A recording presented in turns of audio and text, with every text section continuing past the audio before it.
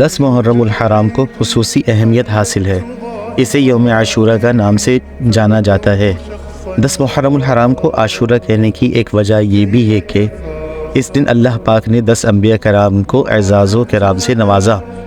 یوم عاشورہ کو انبیاء کرام علیہ السلام سے خصوصی نسبت حاصل ہے۔ نمبر 1، یوم عاشورہ کو حضرت سیدنا موسیٰ کلیم اللہ علیہ السلام کی مدد کی گئی اور فرعون اور اس کے پیروکار اس میں ہلاک ہوئے۔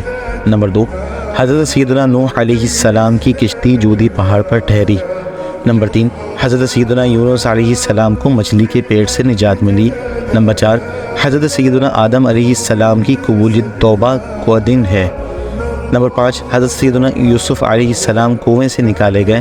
نمبر 6، اسی دن حضرت سیدنا عیسیٰ روح اللہ علیہ السلام کی ولادت ہوئی اور اسی دن آپ علیہ السلام کو آسمان پر اٹھایا گیا۔ نمبر 7، عاشورہ کے دن ہی حضرت سیدنا داؤد علیہ السلام کی توبہ قبول ہوئی۔ نمبر 8، حضرت سیدنا ابراہیم خلیل اللہ علیہ السلام کی اسی دن ولادت ہوئی۔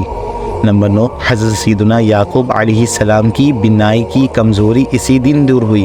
نمبر 10، حضرت سیدنا ادریس علیہ السلام کو آسمان پر اٹھایا گیا۔ نمبر 11، اسی روز اللہ پاک نے حضرت سیدنا ایوب علیہ السلام کی آزمائش دور فرمائی۔